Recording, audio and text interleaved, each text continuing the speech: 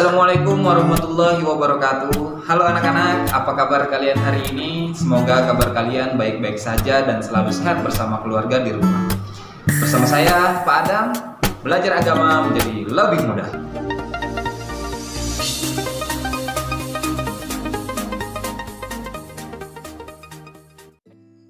Baik anak-anak, kembali lagi pada pelajaran pendidikan agama Islam kelas 4 semester 1, pelajaran kelima yaitu Aku Cinta Nabi dan Rasul.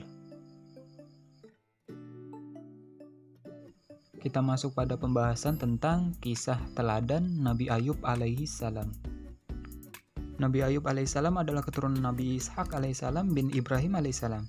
Beliau adalah seorang nabi yang kaya raya. Binatang ternaknya banyak, meski ladangnya luas, beliau tidak pernah sombong. Nabi Ayub alaihissalam terkenal sabar dan dermawan, suka menolong fakir miskin, yatim piatu, dan orang-orang yang membutuhkan. Nabi Ayub alaihissalam pernah mendapat ujian dari Allah. Hartanya yang banyak hari demi hari berkurang, hingga ia jatuh miskin. Walaupun miskin, ia tidak mengemis.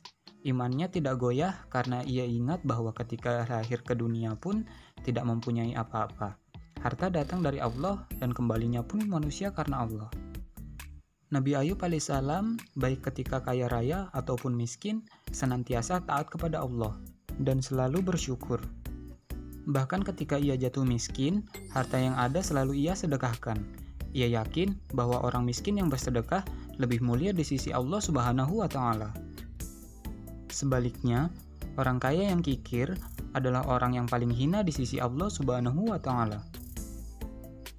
Kemudian, Nabi Ayub alaihissalam diuji dengan penyakit kulit, bisul, panas, dan gatal, sehingga orang-orang menjauhinya.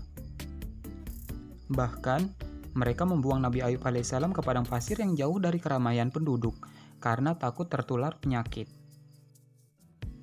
Setelah itu, putra-putrinya meninggal dunia. Sekalipun musibah silih berganti, tetapi tidak membuat dirinya lupa beribadah dan memuji Allah Subhanahu wa Ta'ala.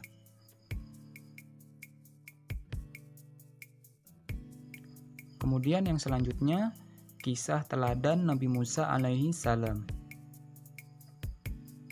Nabi Musa lahir di zaman Raja Fir'aun. Di masa itu, Fir'aun memerintahkan setiap bayi laki-laki yang lahir harus dibunuh karena pengaruh mimpinya. Menurut ahli nujumnya, mimpi Raja Fir'aun menandakan akan lahir seorang bayi laki-laki dari Bani Israel yang akan kelak membinasakan kekuasaannya. Raja Fir'aun terkenal sombong dan mengaku dirinya sebagai Tuhan. Allah Subhanahu wa Ta'ala melindungi Nabi Musa alaihissalam dengan menurunkan ilham kepada ibu Musa alaihissalam agar anaknya dimasukkan ke dalam peti, kemudian dihanyutkan ke dalam sungai Nil. Bayi Musa pun diselamatkan oleh seorang wanita bernama Asiyah, yaitu istri dari Fir'aun. Melihat anak itu, Fir'aun marah. Akan tetapi, dengan bujuk rayu Asiyah, Fir'aun luluh hatinya. Ia tidak jadi membunuh Musa kecil. Suatu ketika, Musa kecil menangis karena kehausan. Asiyah memerintahkan pengawalnya untuk mencari ibu yang dapat menyusui bayi itu. Maka, berdatanganlah wanita-wanita yang ingin menyusui bayi Musa alaihissalam. Namun, setiap kali ada wanita yang hendak memberinya susu, bayi Musa alaihissalam tidak mau, ia tetap menangis. Hingga akhirnya, datanglah seorang wanita bernama Yukabat. Wanita ini menggendong dan menyusuinya. Seketika itu juga, Musa kecil terdiam dan berhenti menangis, sampai tertidur nyenyak. Mereka tidak mengetahui, ternyata Yukabat adalah ibu kandung Musa yang sebenarnya. Selanjutnya, Asiyah meminta agar Yukabat tinggal di lingkungan istana untuk mengasuh Musa kecil. Yukabat pun bersedia, dan dengan senang hati mengasuh anaknya sendiri di lingkungan istana Fir'aun.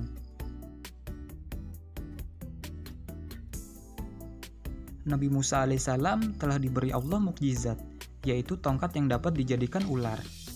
Tangan Musa alaihissalam dapat mengeluarkan cahaya dan menjadi pelindung baginya dari ketakutan. Kedua mukjizat inilah yang dijadikan Musa alaihissalam untuk melawan Fir'aun bersama tukang sihirnya. Kedatangan Nabi Musa alaihissalam di Mesir membuat Fir'aun marah dan menuduhnya sebagai tukang sihir yang hendak mengusir Firaun dari negeri itu.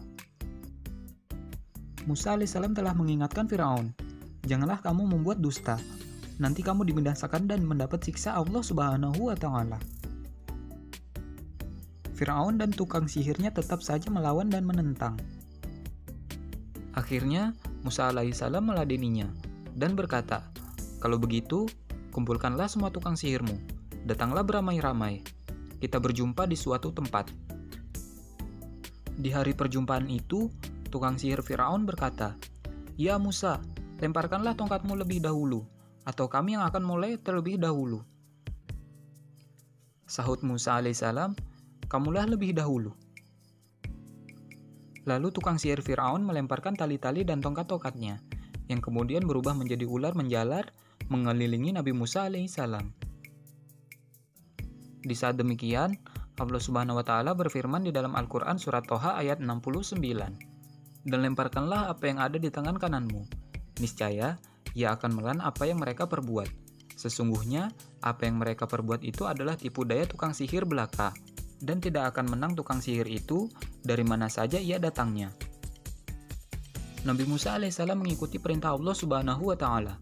Kemudian, ia melemparkan tongkatnya. Seketika itu, jadilah ular besar merayap sambil memakan ular-ular tukang sihir Firaun.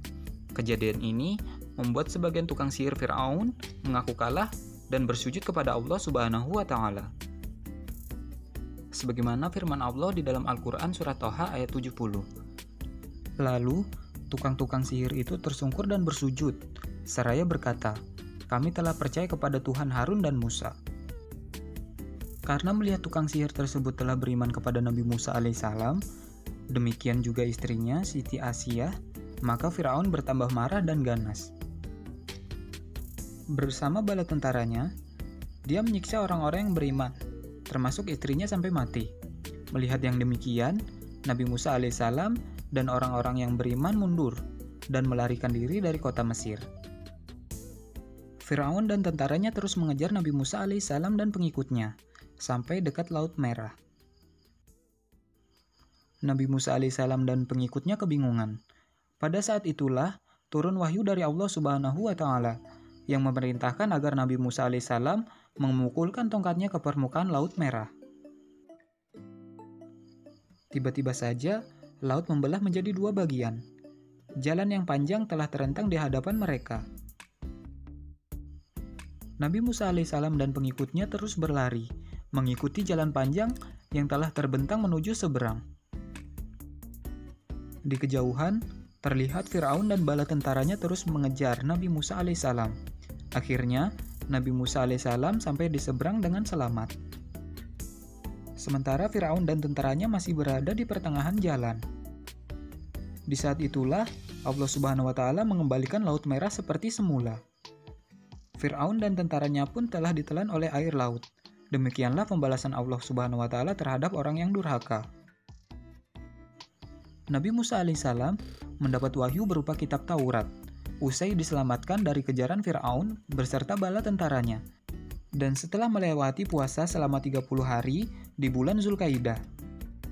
Akan tetapi, karena sebab tertentu, Allah menambah beban puasa Nabi Musa hingga sampai 40 hari.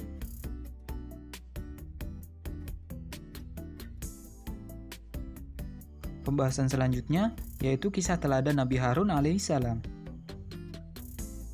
Nabi Harun alaihissalam adalah kakak kandung dari Nabi Musa alaihissalam. Tutur katanya fasih, perilakunya santun, dan kesetiaannya kepada Nabi Musa alaihissalam sangat besar. Nabi Harun alaihissalam selalu mendampingi Nabi Musa alaihissalam ketika menemui Firaun. Nabi Musa alaihissalam dan Nabi Harun alaihissalam selalu membela orang yang tertindas. Kaum Bani Israel yang tertindas berhasil mereka selamatkan. Nabi Musa alaihissalam meninggalkan Bani Israel selama 40 hari untuk menemui Allah di puncak Gunung Sinai. Nabi Harun alaihissalam diserahi untuk menjaga kaumnya. Akan tetapi, setelah Nabi Musa alaihissalam kembali, ia melihat kaumnya menyembah berhala. Musa pun marah. Ia bergegas menemui kakaknya Harun. Ia lalu memegang dan menarik rambut kepala saudaranya. Harun pun berkata, "Wahai anak ibuku, kaum ini telah menganggapku lemah dan hampir saja mereka membunuhku. Janganlah engkau mempermalukan aku di depan orang-orang, dan jangan engkau jadikan aku sebagai orang yang zalim." Musa alaihissalam sadar dan merasa bersalah, lalu berdoa kepada Allah, "Ya Tuhanku, ampunilah aku dan saudaraku, dan masukkanlah kami ke dalam rahmat Engkau. Dan Engkau adalah Maha Penyayang dari semua penyayang."